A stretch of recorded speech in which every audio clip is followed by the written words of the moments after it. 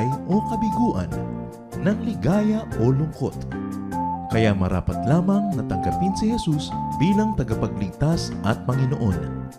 At matapos yun ay panariwain ang katapatan at paglapit sa Kanya bawat araw o day by day. Ang day by day ay naglalayong umalalay sa pang-araw-araw na pamumuhay. Narito po si Kuya Ed Lapis sa mensaheng pinamagatang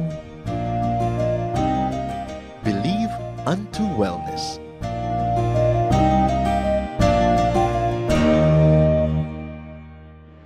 Napakaraming mga sakit. Ang dami-dami din mga hatol na kagamutan, mga payo. Ano na talaga ang kinalaman ng mga sakit na ito sa ating espiritu at ang espiritu natin sa mga kasakitan? There is so much sickness and illness around us. How much of it is physical or clinical? And how much of it could be spiritual or mental? Sinasabi sa Biblia, ang tao daw ay body, soul, and spirit. How much of our illnesses is of the body, and how much is of the spirit? And how much of the healing could come from physical sources, and how much of healing could come from spiritual dimensions? Yan ang ating pag-aaral ngayon. Kasihan nawa tayo ng Panginoon, turuan, paliwanagan. Believe unto wellness. Manalig hanggang gumaling. Salamat, Panginoon. Salamat po dahil kayo ay dakilang manggagamot. Turuan niyo kami, Panginoon, kung ano ang maaring magawa ng aming pananalig, paniniwala, pag-iisip tungkol sa aming mga kasakitan. At nawa turuan niyo kami rin, Lord, na makita ang mga katuruan sa inyong salita kung paano namin mapapakinabangan ang kapangyarihan na available naman sa iyong mga anak. Samantala, Panginoon, kami po inyong pakalinisin, patawarin niyo po kami sa aming mga kasalanan, at papagliwanagin niyo po ang aming isip upang tumanggap kami ng pagtuturo, pagtutuwid, pagpapalakas, pagpapagaling mula sa inyo. Empower us to understand the mystery of your word, to understand the symbolisms in the stories in the Bible. Lead us unto greater knowledge of you and unto health and wellness. In the name of Jesus, your Son, our healer, we pray with thanksgiving. Amen. Marami tayong mabilis na dadaanan ng mga iba't ibang kasaysayan ng paggaling mula sa iba't ibang mga karamdaman at hahanapin natin sa tulong ng Panginoon ang leksyon na maaari nating kapulutan ng aral. Mark 10:46-52. Then they came to Jericho. As Jesus and his disciples, together with a large crowd, were leaving the city, a blind man, Bartimaeus, was sitting by the roadside begging. When he heard that it was Jesus of Nazareth, he began to shout, "Jesus, Son of David, have mercy on me." Many rebuked him and told him to be quiet, but he shouted all the more, "Son of David, have mercy on me." Jesus stopped and said, "Call him." So they called to the blind man, "Cheer up, on your feet, he's calling you." Throwing his cloak aside, he jumped to his feet and came to Jesus. "What do you want me to do for you?" Jesus asked him. The blind man said, "Rabbi, I want to see." "Go," said Jesus, "your faith has healed you." Immediately he received his sight and followed Jesus along the road. Napaka-pamilyar na kwento ito na ang Panginoon ay pumapasok sa isang bayan, nakapila doon sa may pintuan ng bayan ng mga sari-saring uri ng mga may sakit.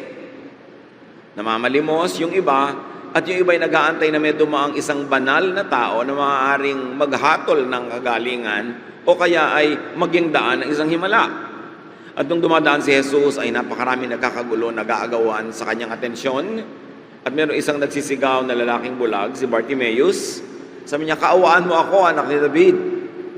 At pinatigil siya ng mga tao, pinapatahimik. Lalo naman niyang nilakasan ang pagtawag hanggang napansin ni Jesus. At sinabi ni Jesus, "Tawagin niyo, ilapit niyo sa akin."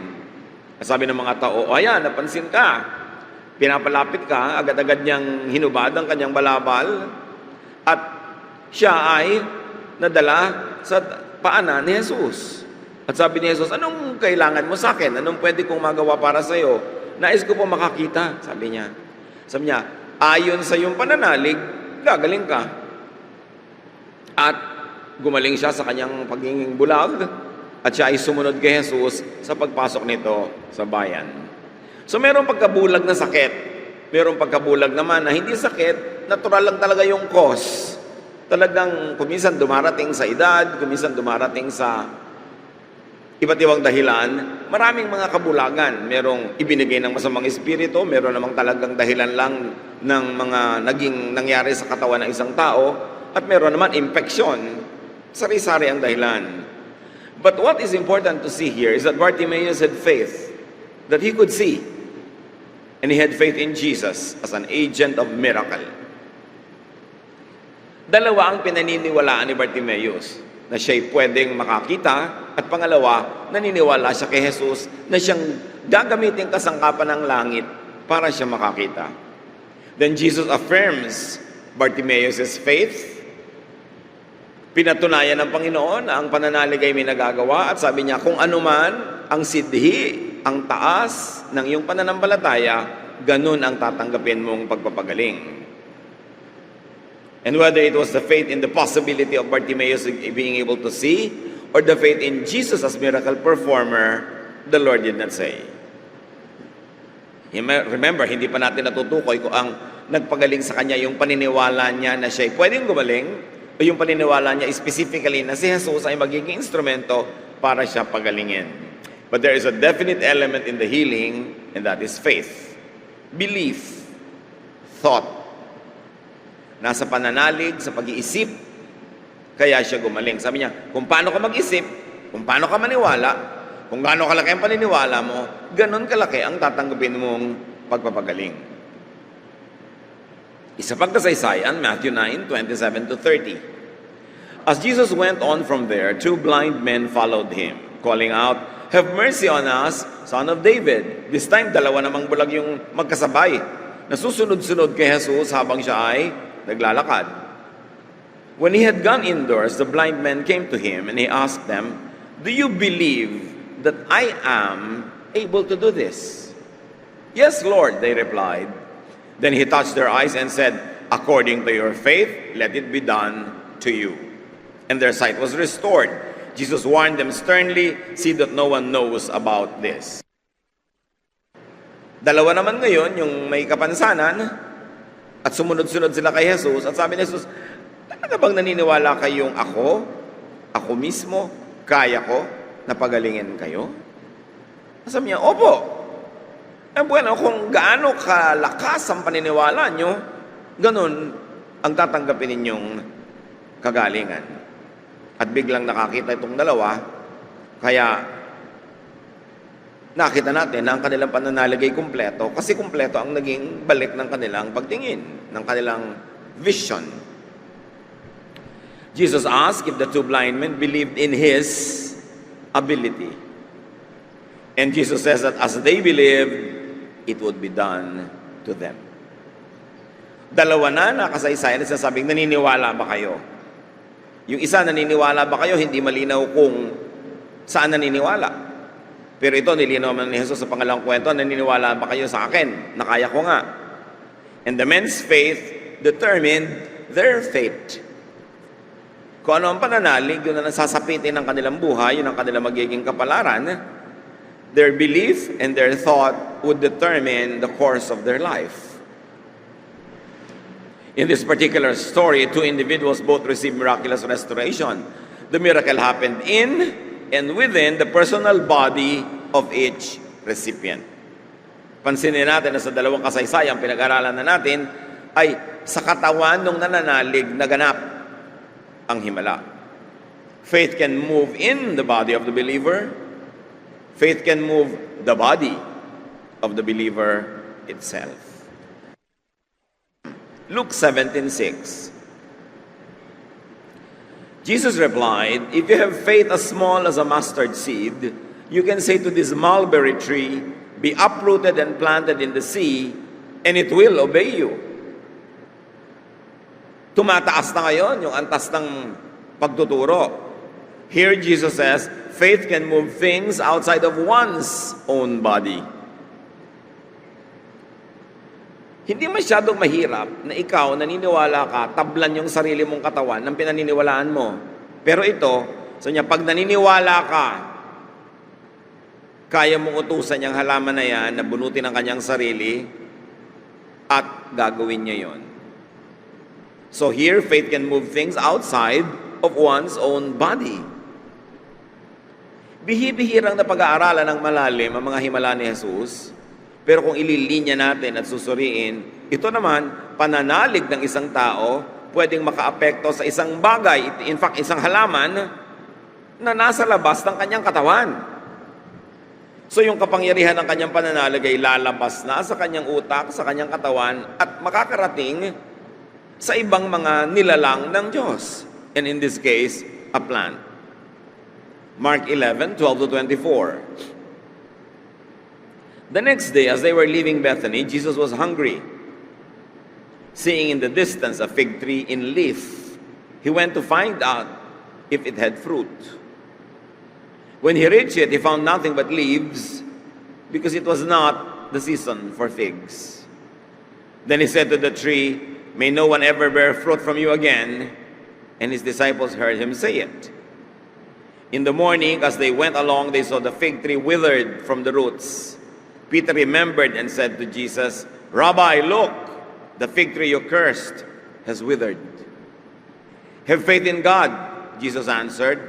"Truly I tell you, if anyone says to this mountain, 'Go throw yourself into the sea,' and does not doubt in their heart, but believes what they will say will happen, it will be done to them. It will be done for them. Therefore I tell you, whatever you ask for in prayer, believe that you have received it, and it will be yours." Isa ito sa mga mahihiwagang kwento sa New Testament. Dahil nagugutom ang Panginoong Hesus, tiningnan niya itong isang puno ng fig, na igos sa Tagalog translation. Dahil makapalang dahon nito, ibig sabihin talaga, walang bunga. Kasi sa panahon na makapalang dahon, walang bunga. Ang nakakapagtaka dito, nung walang makitang bunga ang Panginoon, ay sinabihan niya ang puno na huwag ka nang mamunga pa talaga uli kahit kailan. Kinabukasan, pagdaan nila uli sa tapat ng puno, napansin ng mga disciple, biglang naluoy, natuyo, namatay ang puno. At sabi ni Pedro, "Panginoon, tingnan niyo po, yung puno na pinagsabihan niyo kahapon, ayan, namatay na." Sabi niya, "Yan lang nabigla na kayo. Kung kayo may pananalig na lubos, kahit bundok, utusan yung buhatin ang sarili niya at ihagis ang sarili niya sa dagat, susundin kayo." Ang nakakapagtaka dito ay bakit kinailangan na ang puno na ito ay ma-curse, masumpa. Dahil walang bunga, talaga namang walang bunga sa panahon na yon. At maaari nating isipin na maaaring ang puno na ito ay inutusang mamunga sa oras na yon pero hindi sumunod, kaya tuloy na curse. Nakikita natin ang isang elemento kung tama ang ganong pagbasa na hindi sapat na mayroong pinagmumulan ng kapangyarihan para sa himala. Dapat yung paghihimalaan sumangayon, sumunod. At kung ang punong ito ay hindi sumunod sa inuutos na mumunga, kaya siya na-curse. At dahil hindi siya sumunod, ayun, naluoy-tuloy siya. Talagang hindi na nga siya mamumunga pa uli. Yun naman ay kung tama ang ganong pagbasa. Kasi hindi naman sinabi sa atin kung paano babasahin yung kwento Ang ipinagtataka lang ng iba, bakit naman hinahanapan ng bunga? Hindi naman panahon. Alangan mong paghanapan kung hindi naman nautusan na mamunga ka nga bigla. Tulad ng nautusan yung mga sakit na gumaling, nagsunuran. Inutusan yung masasamang espiritu, lumayas ka sa katawan ng taong yan, naglayasan. Ang puno hindi namunga. That's why it's probable that it was cursed. But what is important here is the fact that faith can move living things and even non-living things outside of one's own body. Kung ang puno, ang halaman ay pwedeng utusan at pwedeng hindi sumunod, nakaka-curse tuloy, ang bundok na ang tawag natin ay non-living thing, but actually may buhay yan, ay na pasusunod din ng pananampalataya. Marami na daw sumubok nito, wala pang nagtagumpay na mag-utos sa isang bundok na ito ay angatin ng sarili at itapon sa dagat. Sabi nila, bakit kaya hindi nasunod? Sabi naman ng ibang mga pilosopo, baka naman may nag-utos sa bundok na huwag kang umalis dyan, huwag kang matinag, dyan ka, kaya yung bundok na natili. But the point is this, in all probability, ito isang talinghaga. Dinala ni Lord yung kwento to the extreme of an exaggeration, which is His style in speaking, which is the style in the Bible, and style of many people in the olden times. In other words, na-exaggerate to bring home a point, to make something very obvious. And mountain here could be an exaggeration to make a point. It's a symbol. Because in the culture of Israel, a mountain has always been a symbol of a problem, a challenge, an immovable object that would stand in your way. In other words, a mountain here could stand for the impossible. What seems like and what looks like impossible. Kapag sinabi ni Lord na yung bundok na yan ay utusan mong umangat sa sarili niya at aangatin niya ang sarili niya, ang sinasabi lang ni Lord, when you believe, nothing is impossible. What seems to be hard and undoable becomes very possible. And the lesson, the general one is, believe unto realization. Isang mahirap na tao, gusto niyang magtagumpay sa buhay, gusto niyang makatapos ng isang kurso at maging matagumpay sa isang profesyon, ang hirap-hirap niya, parang yun ang kanyang mountain, impossible. Pero sinabi ni Lord, manalig ka, and the possible will become impossible because your faith will empower you, strengthen and inspire and guide and discipline you to the point that what seems to be undoable becomes doable because you first believed in it. Pero kahit madali, pag hindi ka naniniwala na magagawa mo, pag wala kang paniniwala sa iyong sarili, wala kang paniniwala sa Diyos, kahit madali, magiging sobrang hirap at hindi nga mangyayari. Kaya ang practical lesson agad is let your faith work.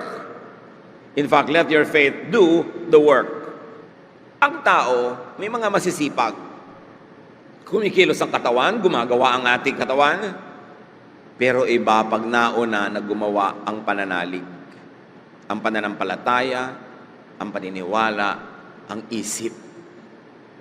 Pag pinaniwalaan mo na at tinanggap mong ikaw ay gagraduate ng college, kahit ang daming hirap, ang daming sagabal, ang daming challenge, magagawa at magagawa mo dahil naniniwala ka na magagawa mo yun. That is your mountain and your faith can move that mountain.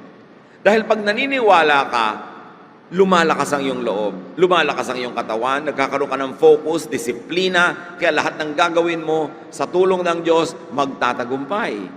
Pero pag hindi ka naniniwala, anuman, dapat kadali, hihirap at hindi matutuloy. Parang doktor din kung minsan naniniwala ka sa doktor mo, may sakit ka, nagbibihis ka pa lang, pupunta ka pa lang, gumagaling ka na gumagaan ang pakiramdam mo. Pero pag nakita mo yung doktor mo na mukhang mas malusog ka pa sa kanya, uubo-ubo at mukhang kalansay, mapapagaling kaya akong doktor na to. Kahit anong husay ang gamot ang ibigay sa'yo, hindi tatalab. At alam nyo, yung placebo effect, nagkaroon na ng mga scientific tests. May mga pasyente, hinati sa dalawa. Yung isang grupo, pinainom ng gamot. Sinabi, gamot itong inyong iinumin, gagaling kayo dito. So alam nila, gamot yon, ininom nila, naggalingan. Meron isang grupo, ang ipinainom sa kanila, hindi gamot, yun nga yung placebo, yung kunwari gamot. Pero ang sinabi sa kanila, gamot itong iniinom nyo, gagaling kayo. At dahil yun ang iniisip nila, naniniwala sila, naggalingan din. Science to hindi ito chismis. At ito ang tinatawag ng mga doktor na placebo effect. Pag naniniwala ka, may mangyayari. So kung naniniwala ka sa anak mo na siya'y magtatagumpay, may mangyayari. Pero kung ang liit-liit pa lang niya, sinasabi, ay, walang mangyayari sa'yo, loser ka, talunan ka. Sinira mo na yung paniniwala mo sa kanya, pati paniniwala niya sa kanyang sarili. Pag hindi ka naniniwala sa sarili mo, pag nagsuot ka ng damit na hindi ka naniniwala ang bagay sa'yo, talagang hindi magiging bagay dahil sa kilos mo pa lang, sa itsura mo pa lang, Ikaw na mismo magsasabi, hindi bagay ang damit ko. Kulang na lang sinasabi mong, excuse me for being visible. Pero pag naniniwala ka, kahit ang pangit-pangit ng damit mo, gaganda ka eh. Kasi dala mo. Malaki ang ginagawa ng pananalig. At ito ang dapat nating unawain. Yan lagi ang itinatanong ni Jesus, nananalig ka ba? Talaga ba? And what is important here, brothers and sisters, is to let the faith of others work or do the work also. Kaya tayo nagpapapray sa iba, lalo kung mahina ang pananalig mo, kailangan mo ng tulong ng isang may matatag na pananalig sa oras na yon, kaya ka nagpapadasal. That's why we intercede for one another. Kasi nga, kahit yung halaman, kahit yung bundok na apektuhan ng pananalig ng iba, ikaw din, mapaapektuhan ka ng pananalig ng iba, lalo sa panahon na mahina ang pananalig mo. That's why it is important to pray for one another. The prayer of a righteous man has great power in its effects. Sabi ng ibang version, the prayer of a righteous man availeth much. Kaya napakalaking pribilehyo na maipanalangin ka ng isang sa oras na nanalangin siya ay matatag at malakas ang pananalig. Matthew 8, 5-13. When Jesus had entered Capernaum, a centurion came to him asking for help. Isang Roman soldier na mataas ang ranggo, hindi naman Israelite, lumapit kay Jesus. Lord, he said, my servant lies at home paralyzed, suffering terribly. So hindi siya ang may sakit, yung kanyang katulong na lalaki ay paralitiko at nagdurusa. Jesus said to him, shall I come and heal him? The centurion replied, Lord, I do not deserve to have you come under my roof. But just say the word and my servant will be healed. Hindi kasi katanggap-tanggap, in fact, bawal sa mga Hudyo na pumasok sa bahay ng mga Gentiles. Sabi ni Lord, pupunta ba ako sa bahay mo para mapagaling ko? Alam yun ng Roman soldier, ilalagay niya si Jesus sa alanganin pag inimbita niya sa kanyang bahay. Kasi sabi niya, hindi po ako karapat-dapat na dalawin ninyo. Kahit dito lang po, sabihin nyo lang na gagaling siya. Gagaling na siya. Hindi nyo kailangan magpunta doon. Verse 9, for I myself am a man under authority with soldiers under me. I tell this one, go, and he goes. And that one, come, and he comes. I say to my servant, do this, and he does it. Sabi niya, hindi nyo na po kailangan magpunta. Iutos nyo lang, magaganap. Ako nga, tao lang eh. Pag inutusan ko yung mga tauhan ko, sumusunod. Kayo pa kaya magutos sa sakit na umalis kung di kayo sundin? Verse 10, when Jesus heard this, he was amazed and said to those following him, truly I tell you, I have not found anyone in Israel with such great faith. Then Jesus said to the centurion, go, let it be done just as you have believed it would. And his servant was healed at that moment. The faith and intercession of the centurion moved to heal the servant. Hindi na to faith ng servant na may sakit. Wala nga siya doon. It was the faith of his master. Why? Because his master had tactical authority over him. Dahil may otoridad ng kanyang amo sa kanya, yung pananalig ng kanyang amo ay kumikilos para sa kanya. Ganon din ang pananalig ng isang ama o isang ina na nanalangin para sa kanyang anak. Because you have authority over your children, your faith can affect them. Because there is a part of your children that is always under your authority, no matter what their age is. Especially spiritual authority. At bilang nakakasakop sa kanila, pag may pananalig kayo at nagpasakop sa Diyos, yung pagpapasakop nyo ay madadama yung pagpapasakop ng anak nyo sa inyo, kaya siya man ay makikinabang. And remember this miracle, it was without his direct participation. He was healed.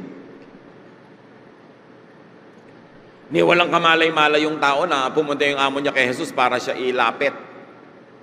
Gumaling siya. The power of a believing parents' prayer is effective. Kaya mga magulang na may mga otoridad sa inyong mga anak, husbands who have authority over your wives, wives who have this authority over your husbands, wives who are loved by your husbands, managers and administrators who have authority over your people, pray for them. Dahil ang inyong panalangin ay may talab. Kahit pa nga wala silang kamalay-malay na ipinapanalangin.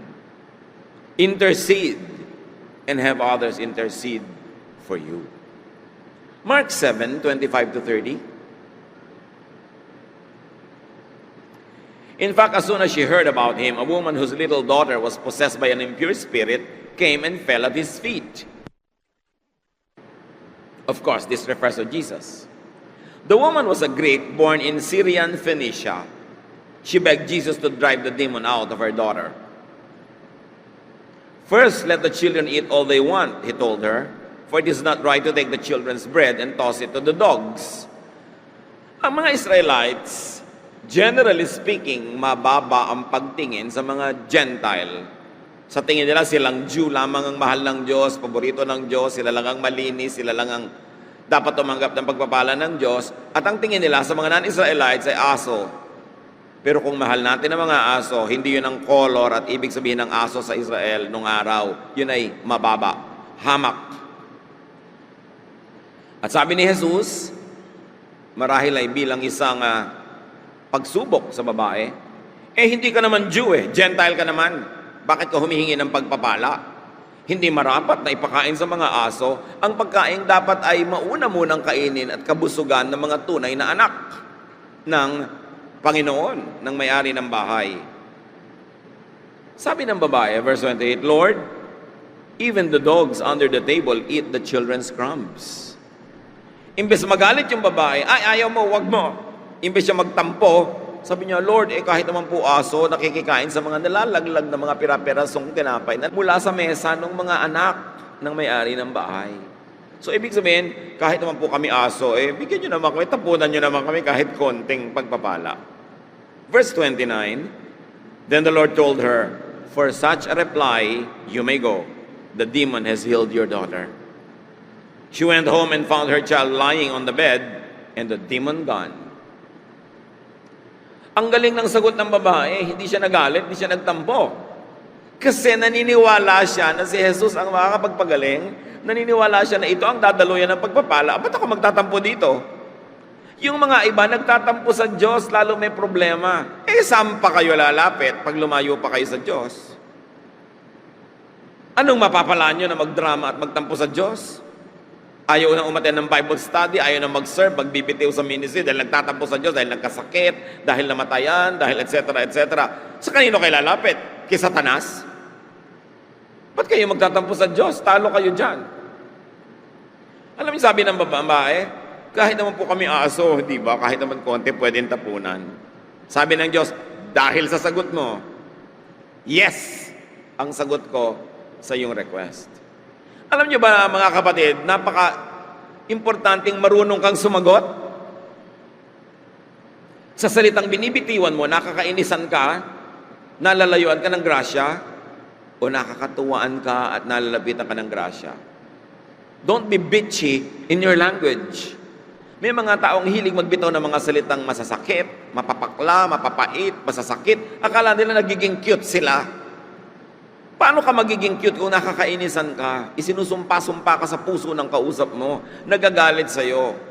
May mga taong mapaluwag lang ang dibdib nila at masabi lang nila lahat ang lason na laman ng kanilang puso. Sasabihin nga, pero ang papasikipin ay dibdib ng iba. Ang gagalitin ay iba. Anong mangyayaring ka bunga nun sa'yo? Lugi ka tuwing may nagagalit sa'yo. Kaya ang nagagalit sa'yo makapangyarihan o walang kapangyarihan, mahirap o mayaman, lugi ka pag galit sila sa'yo. At may mga taong hindi marunong. Ang pinagbibigyan yung bugso ng damdamin. Gustong manakit, gustong may sabihing pangit, gustong mambara, gustong manghiya. Pero at the end of the day, panalo ka ba doon? Sabi ng babae, aso na po kong aso, pero pagpalain nyo na rin. Sabi ni Lord, ang galing ng sagot mo. Kaya gagalingan ko rin ang sagot. Yes, gagaling ang iyong anak. Gaano karaming anak ang napahamak dahil ang mga magulang ay taklesa? Gaano karaming mga tao ang napahamak dahil ang kanilang asawa, ang kanilang anak, ang kanilang kasama ay di marunong magsalita. Napapaaway pa sila. Mabibigyan na sana ng pagpapala, nababawian pa dahil sa kakatihan ng mga bunganga na hindi marunong magsalita ng maganda. Napaka-importante sa tao na kinokorte ang salita. Kasi ang mga salita nakakapagpalambot ng puso ng kaharap mo o nakakapagpatigas. Ano ang ginagawa ng iyong salita sa iyong kausap? Tatandaan nyo ito, tuwing may nagagalit sa inyo, hindi laging sila ang masama. Kuminsan, karapat-dapat lang kayong pagalitan. So, bakit sila nagagalit? Ano sa mga ginagawa natin ang laging ang ending, may kaaway ka? May taong ganun kahit saan magpunta, laging may nakakaaway. Madalas, dahil sa korte ng salita. But in this story, a mother's faith and intercession healed and restored a daughter. Mga nanay, mga tatay, ang number 1 yung ministry para sa inyong mga anak ay ipanalangin sila. At tuwing natutok sa kayo magalit ng magalit na wala namang talab, ubusin nyo lang yung lakas nyo sa pananalangin, marami pang mangyayari. Sa pagtuturo by example, sa pagmamahal, pero unahin ninyo ang manalangin. Isa pang kasaysayan, Mark 5:21-24 and 35-42. When Jesus had again crossed over by boat to the other side of the lake, a large crowd gathered around him while he was by the lake. Then one of the synagogue leaders, named Jairus, came, and when he saw Jesus, he fell at his feet. He pleaded earnestly with him, "My little daughter is dying. Please come and put your hands on her so that she might be healed and live." So Jesus went with him. While he was still speaking, some people came from the house of Jairus, the synagogue leader. "Your daughter is dead," they said. "Why bother the teacher anymore?" Overhearing what they said, Jesus told him, "Don't be afraid, just believe." He did not let anyone follow him except Peter, James, and John, the brother of James. When they came to the home of the synagogue leader, Jesus saw a commotion with people crying and wailing loudly. He went in and said to them, "Why all this commotion and wailing? The child is not dead, but asleep." But they laughed at him. After he put them out, he took the child's father and mother and the disciples who were with him and went in where the child was. He took her by the hand and said to her, "Talitha kumi," which means, "Little girl, I say to you, get up." Immediately the girl stood up and began to walk around. She was 12 years old. Isang lalaki ang lumapit sa Panginoon, naghihingalo ang kanyang anak, nag-aagaw buhay matapos ang mahabang pagkakasakit. Sumama ang Panginoon sa kanyang bahay at sinabi sa bata na pagdating niya ay patay na. Sabi niya, "Ineng, bumangon ka." At bumangon ang bata at nagsimula maglakad. 12 anyos ang bata. A dead girl lives again because of her father's faith and intercession.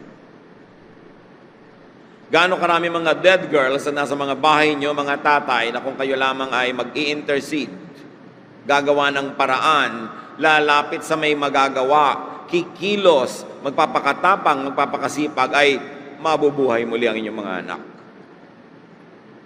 Kaya ito ay physical life, o spiritual life, o emotional life. Our children can die many deaths. And parents can do so much to get them back to life. Maaring siya inabigo sa pag-ibig o dead romantically. Maaring nabigo sa propesyon, sa pag-aaral, nabigo sa kung saan-saan, namatay ang bahagi ng kanyang buhay. Malaki ang pwedeng gawin ng magulang para buhayin muli ang anak.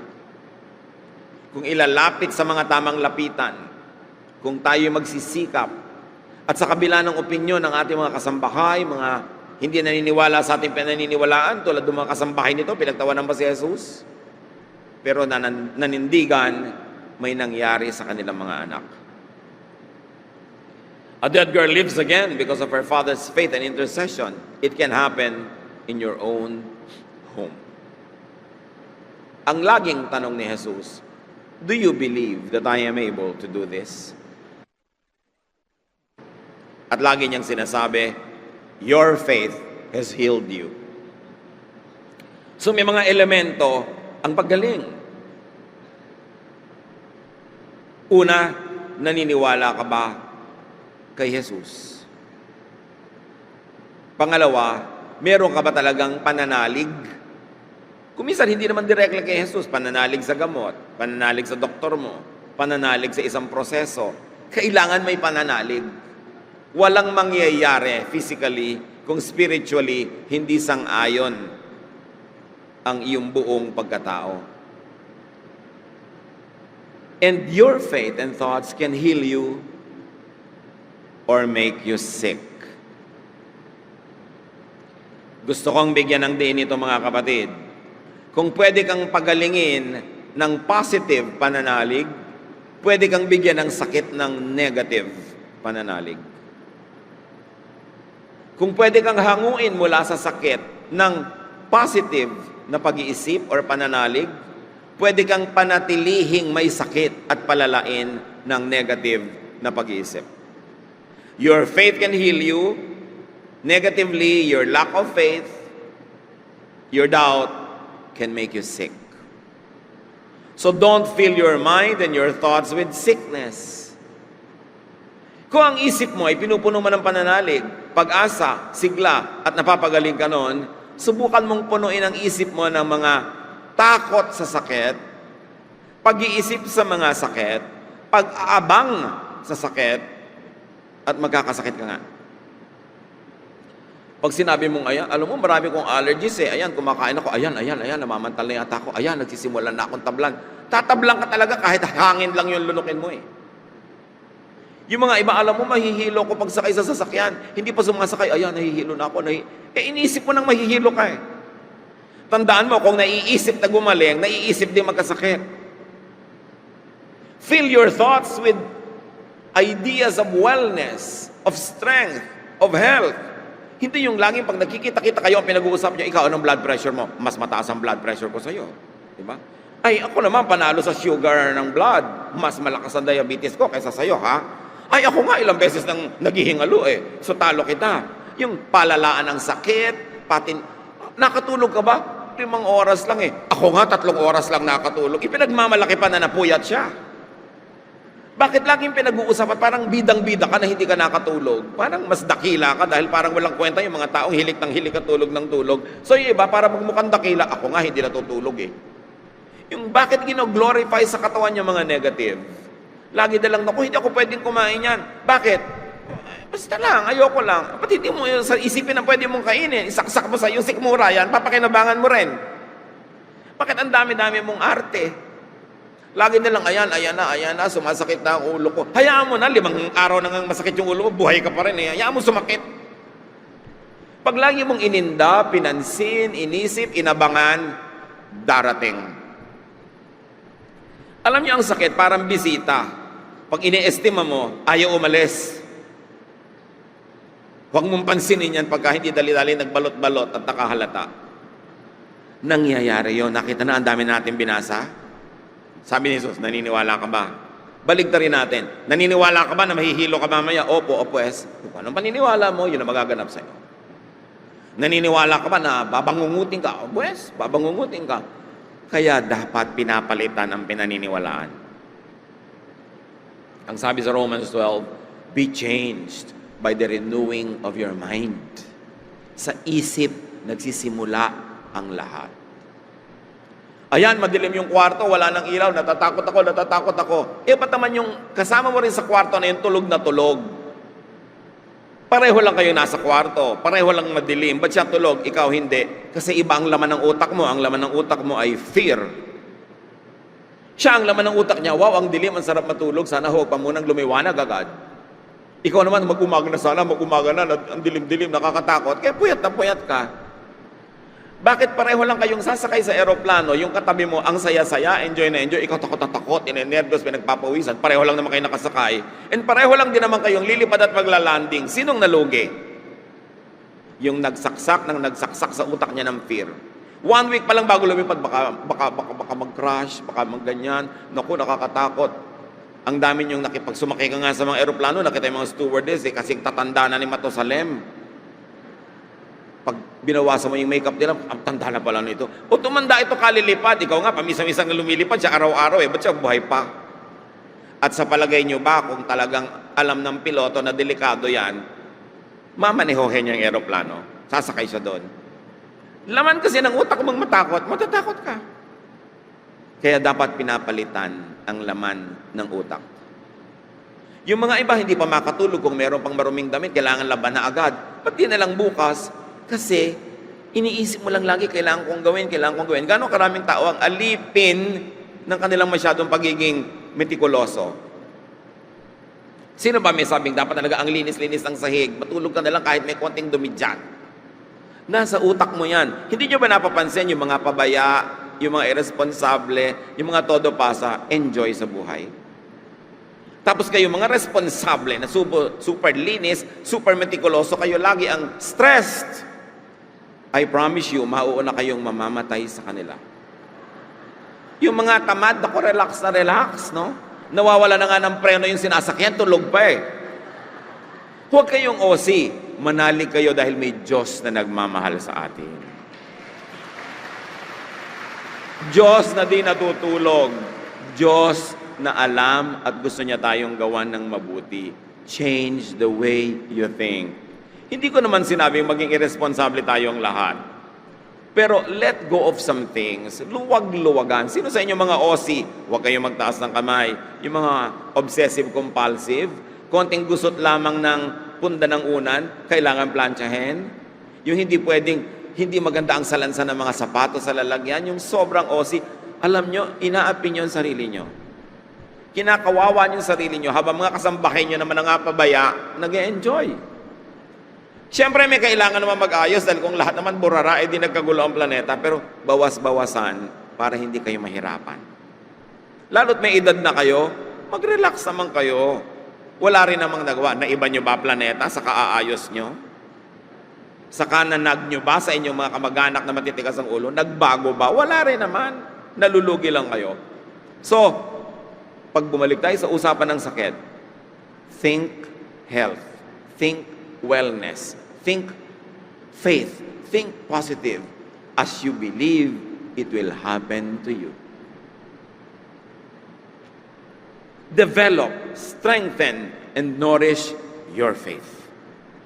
Yan ang pinakamahalaga nating armas. Yan ang pinakamahalagang gamot. At yan ang pinakamahalaga nating shield against the attacks of life. Believe, think, unto healing and wellness. Pag nagpagamot na rin lang kayo sa isang doktor, magdesisyon na kayong maniwala para kayo tablan. Magdesisyon kayo na kung kayo mag-aaral, maniwala kayong matatapos nyo.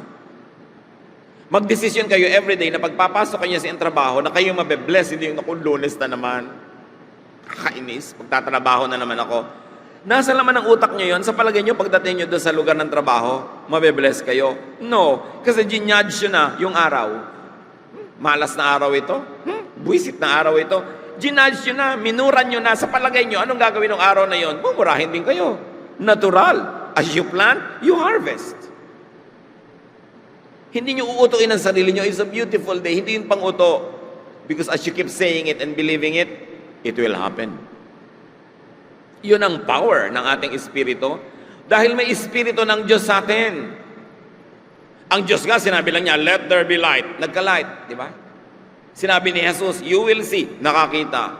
Ikaw, meron ding bahagi ang Diyos sa iyo because the Spirit of God is in us. May power ang iyong pananalig at may power din ang iyong salita. Gamitin mo sa positive. Pray for your faith to grow if you think it is not fully grown. And if it is not fully grown, don't be surprised. Even the disciples did not have complete faith. Sabi nila sa Luke 17:5, the apostle said to the Lord, increase our faith.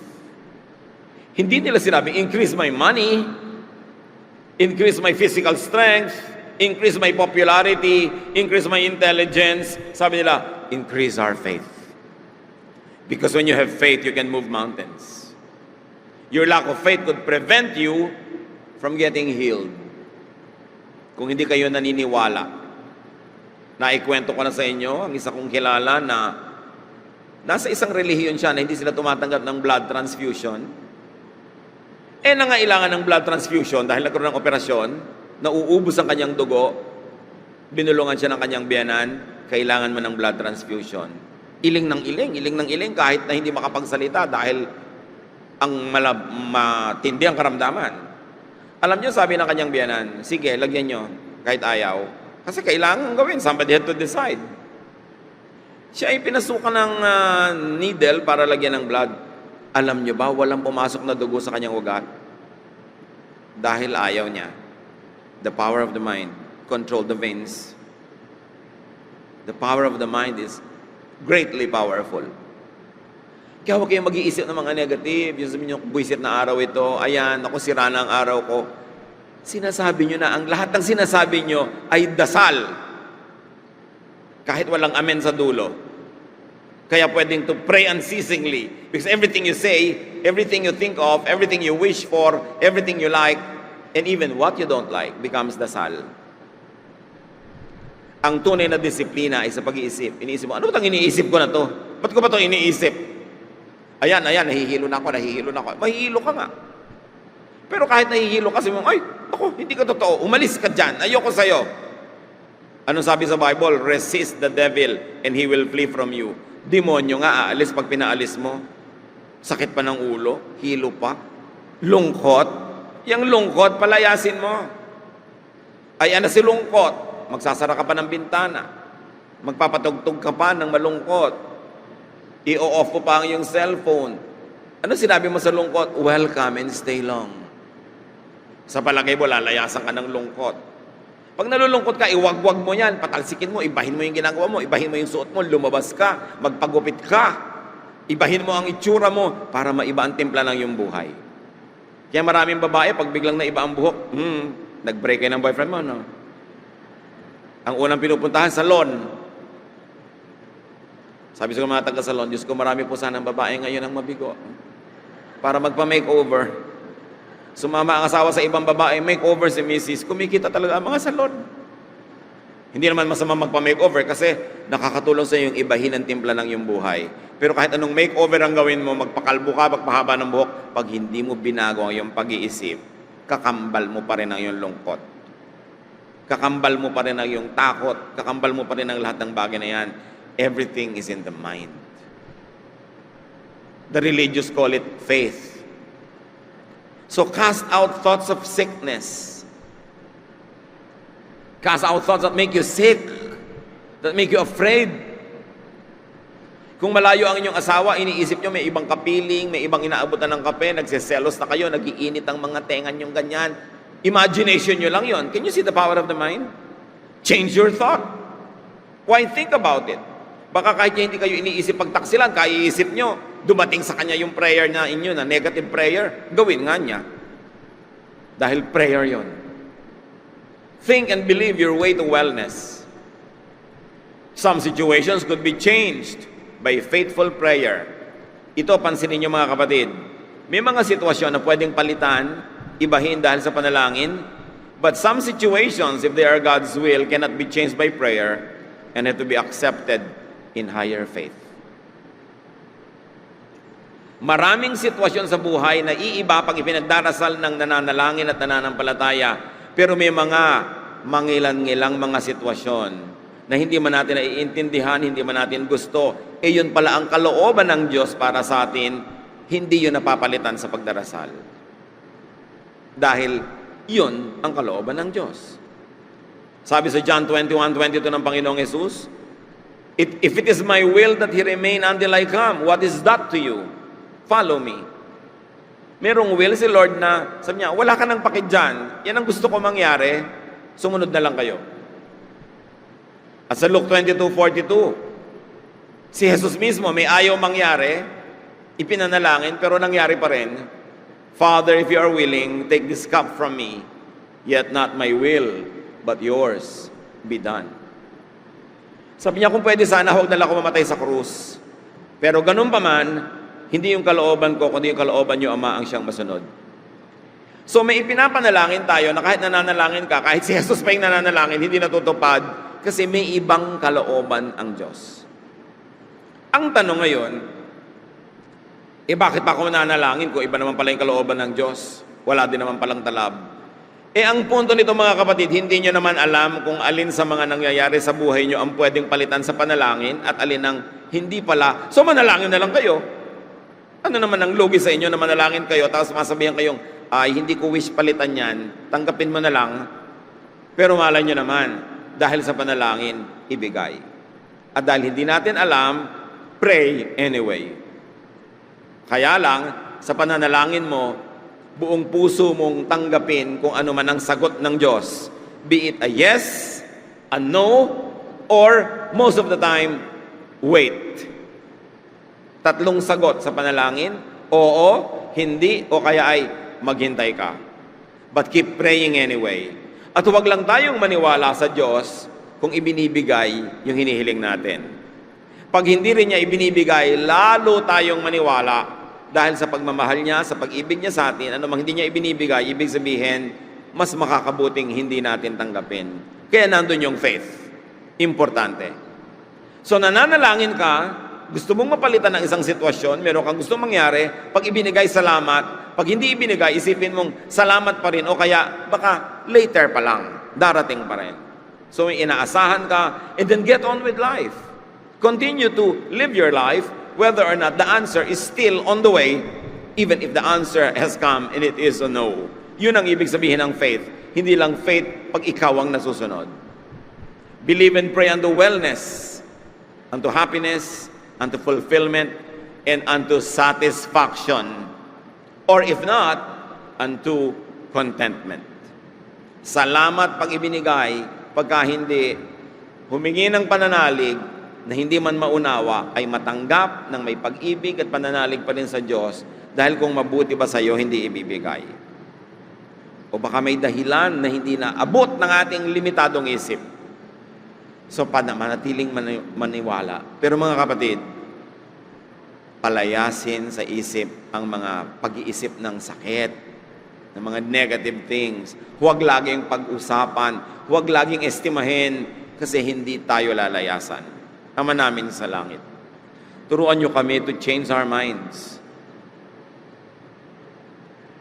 Disiplinahin namin ang aming pag-iisip kung saan ito nagpupunta, saan ito namamalagi. At turuan niyo kami, Lord, na manalig, manalangin, umasa, at gumawa ng mga praktikal na bagay.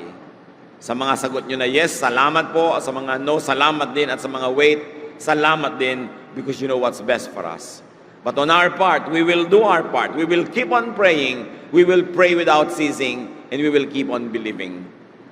Pagbulay-bulayan, mga kapatid, ang mga bagay na ito, at nawa, matuto tayong magdisiplina ng ating isip. Pray to God right now that you will always be conscious of the thoughts that you allow to enter your minds, of the thoughts that you entertain, and of the thoughts that you have to reject. Lord, turuan niyo po ang inyong mga anak na madisiplina ang pag-iisip at pananalig.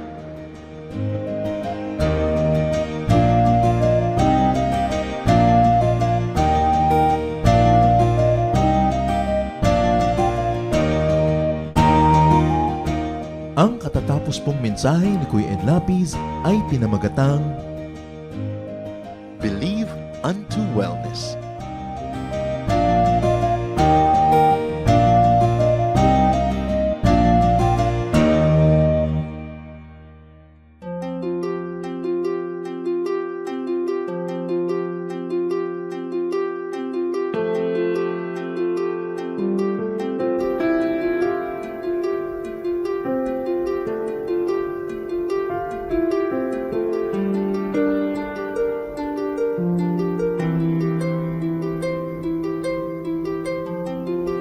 Panginoon, ang sabi niyo sa akin, lumapit lang sa inyo. Ibig ko'y diringgin, pasanin ay aalisin. Lahat ng kabigatan ng isip at katawan, ilalagak ko na sa inyong kanlungan. Nais kong madama haplos ng iyong kamay. Paghako sa damdamin, sinisiklot ng buhay. Nais kong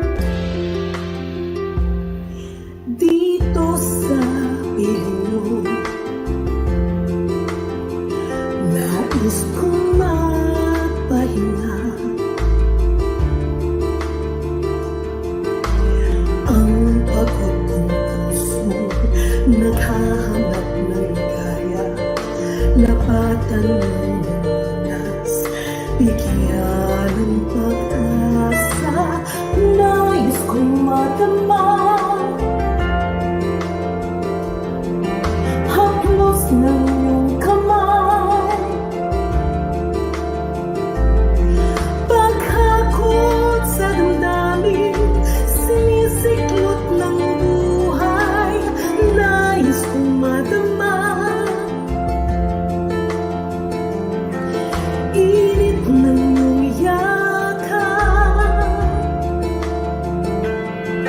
sa sandaling ito, hanap ko ay paglinga.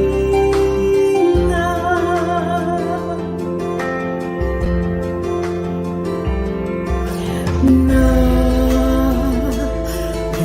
ako ngayon, ituloy mo sa bisig ng iyong pagmamahal. Nais kong madama, haplos ng iyong kamay, paghakot sa damdamin, sinisiklot ng buhay, nais kong madama. Init ng iyong yakap, sa sandaling ito, hanap ko ay pag-ibig, nais kong madama. Haplos ng iyong kamay,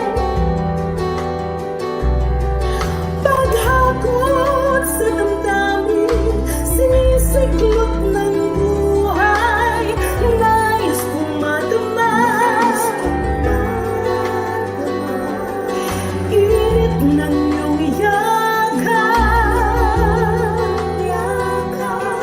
sa sandaling ito, hanap ko ay paglinga.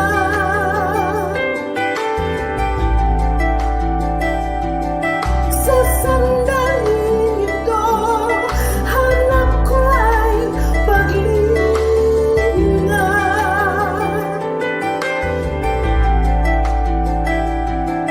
Sa sandaling ito, hanap ko ay paglinga.